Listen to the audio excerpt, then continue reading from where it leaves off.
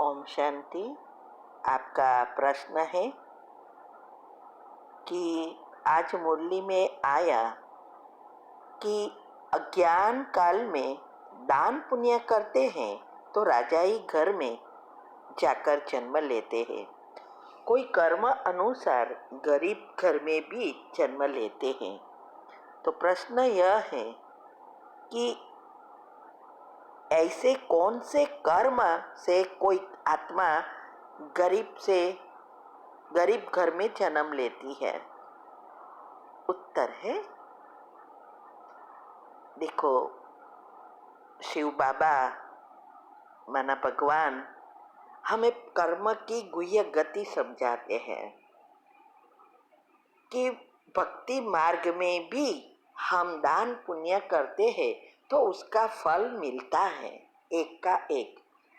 लेकिन कर्म की गति इतनी गुह्य है जो दुनिया वाले मोटे रूप से जानते हैं, लेकिन यहाँ शिव बाबा हमें सूक्ष्म से सूक्ष्म कर्म की गति समझा रहे हैं।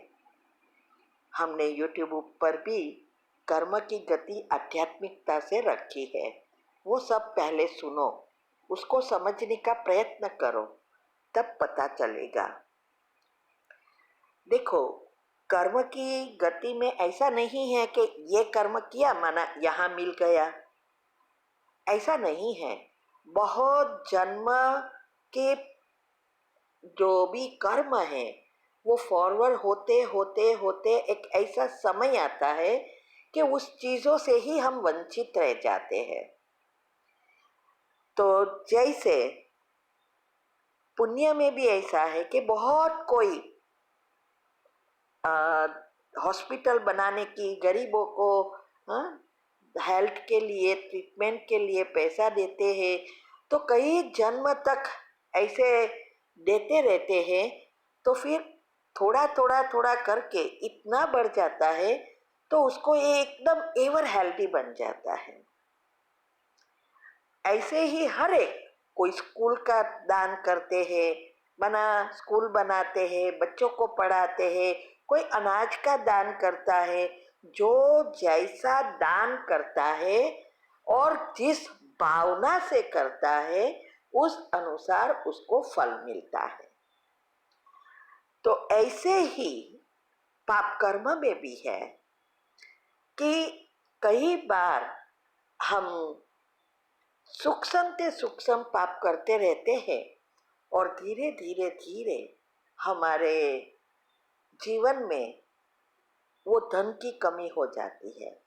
और देखो, हर एक प्रकार के जो भी जन्म है, मैंने बताया है कि 9 लाख कुल देवियां हैं, तो 9 लाख प्रकार का जीवन है इस सृष्टि पर। तो गरीब में भी अनेक प्रकार है। कोई गरीब है लेकिन रोज कमाते हैं, खाते हैं। कोई गरीब ऐसे है जो फैक्ट्री में काम करते हैं, कैजुअल वर्कर्स। कोई गरीब ऐसे है जो अनाथ की तरह रहते हैं। कोई गरीब ऐसे है जो पैसा खाने के लिए भी पैसा नहीं है। कोई गरीब ऐसे है भिखारी की तरह रहते हैं, या कोई रियल में भिखारी है। ऐसे अनेक कैटेगरी है। तो जैसे हम कई बार जाने अनजाने भी बहुत कुछ सूक्ष्म पाप बनाते रहते हैं, तो धीरे धीरे वो चीज हमारे नसीब से कम होती जाती है। जैसे अनाज का दुरुपयोग करना, भोजन को कचरे में डाल देना, बचा हुआ कचरा डाल देना, केयरलेस हो जाना, धन का दुरुपयोग करना।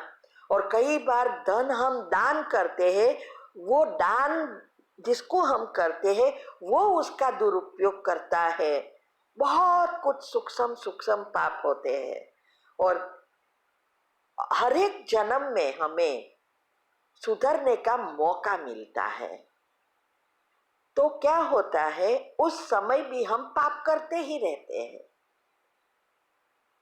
ऐसे ही आजकल देखो क्यों वेश्याएं बढ़ते जाते हैं, क्यों नंबर 6 बढ़ते हैं, क्यों आजकल जो गेज कहते हैं लड़की लड़की से प्रेम करते हैं, ऐसी हरकतें करते हैं, लड़का लड़के से ही करते हैं, जो लड़के लड़की से करने की चीज़ें लड़का लड़का करते हैं, ये सब क्यों बढ़ते जाते हैं?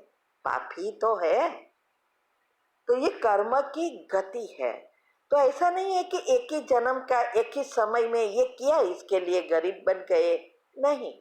कई बार तो हम भगवान से मांगते हैं ना, प्रार्थना में जाने अनजाने जो भी मांगते हैं उससे भी हम गरीब बन जाते हैं, क्योंकि सारा खेल संकल्प का है, भावनाओं का है।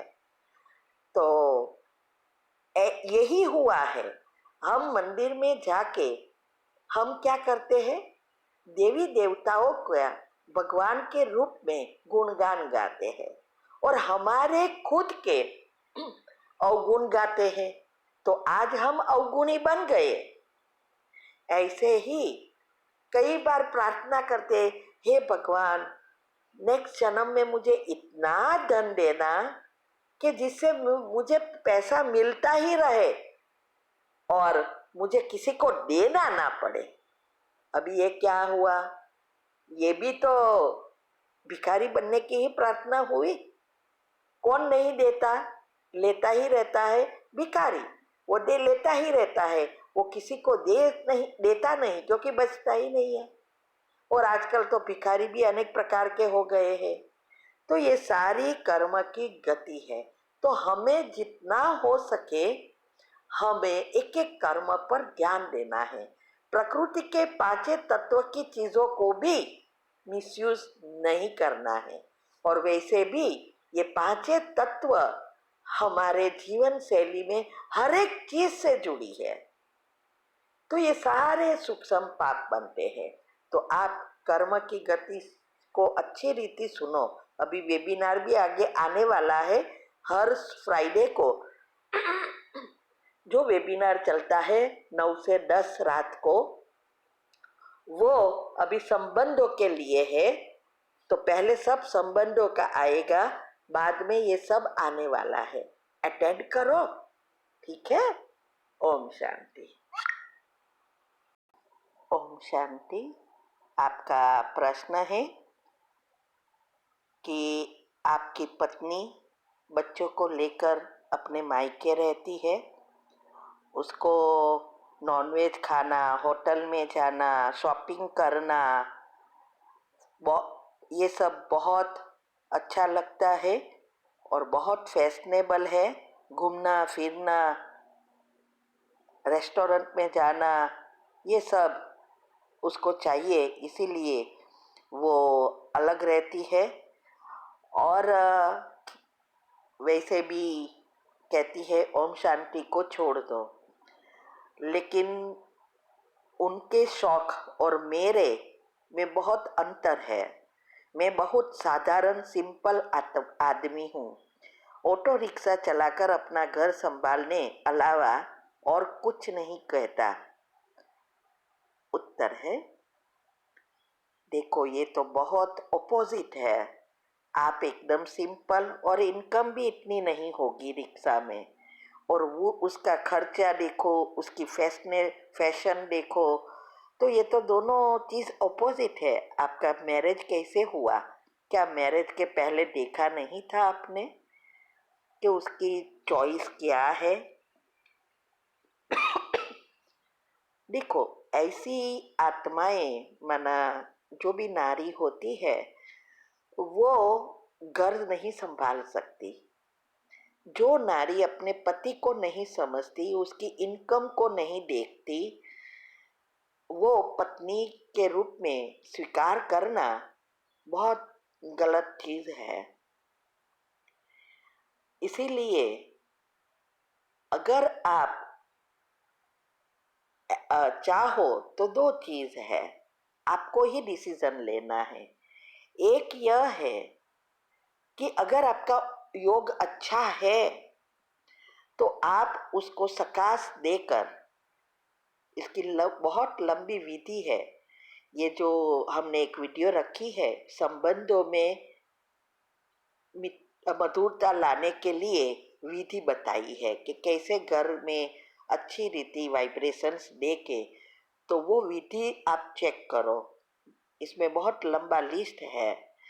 रोज क्षमा की कमेंट्री करना है, सुबह में 5 मिनट की कमेंट्री के बाद क्या सोचना है, सब बताया है। अगर आप ये कर सको तो शायद वो चेंज हो सकती है, आपके विचारों पर आधारित है। तो ये आप कर सकते हैं। और उसके लिए पहला आपका उसके बारे में नेगेटिव चिंतन एक भी नहीं आना चाहिए। जैसी आपको पत्नी चाहिए वो एक लिस्ट बनाओ, और जैसे लिस्ट में ऐसा आना चाहिए जैसे ये हो गई। अब ये जैसे मैं एग्जाम्पल के रूप में कहती हूँ कि ये आत्मा अब मेरा कहना मानती है, उसको अभी एहसास हो गया है परिवार क्या है, अभी मेरी सिचुएशन देखकर वो एडजस्ट करती है और अच्छी रीति घर संभालती है, बच्चों को संभालती है। ऐसा जैसा आपको चाहिए वो जैसे हो गई है, ऐसा एक लिस्ट बनाओ। सारा दिन जब भी आपको टाइम मिले उसको दोहराते रहो। इससे आपके अंदर, मन के अंदर एक सॉफ्टवेयर बनता जाएगा। और जब भी आपको उसके बारे में नेगेटिव चिंतन चले तो 3 बार कैंसल करना है और 3 बार पॉजिटिव भरना है। वो मैंने विधि में भी ये बताया है।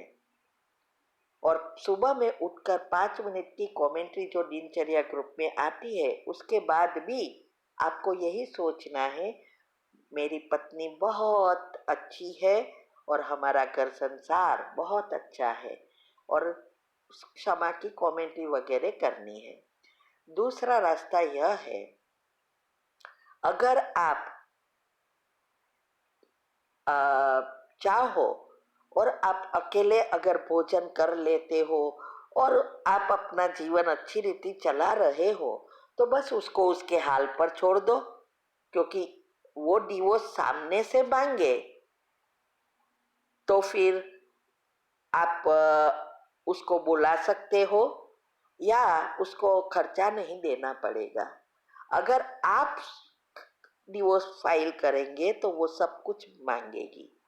इसीलिए बस वो उसके हिसाब से चले, आप अपने हिसाब से चलो। क्योंकि अगर आपको अद्धर कुमार है तो पवित्रता भी हो जाएगी।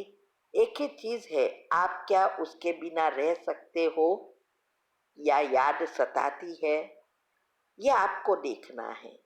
अगर याद सताती है तो योग के प्रयोग से उसको अच्छा करने के लिए पूरा पुरुषार्थ करना है।